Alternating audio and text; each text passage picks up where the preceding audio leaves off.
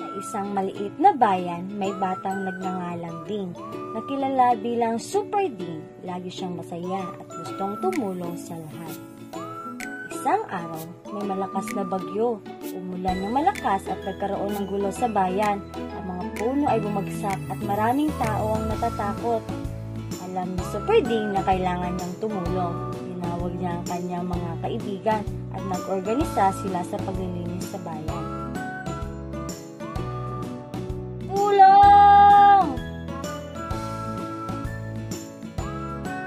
May sumisigaw ng tulong. Nakita ni Ding ang isang batang umiiyak sa gilid.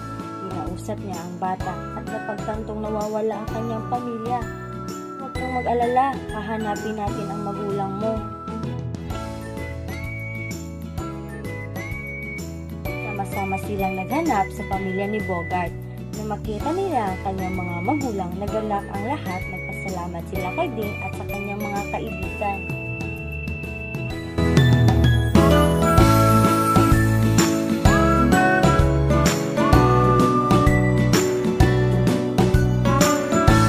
Katapos ng bagyo, nagdaos ang bayan ng isang selebrasyon para kay Ding.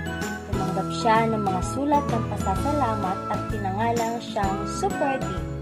Mula noon, lahat ay nagtagumpay sa pagtulong. Si Super Ding ay naging inspirasyon para sa bayan.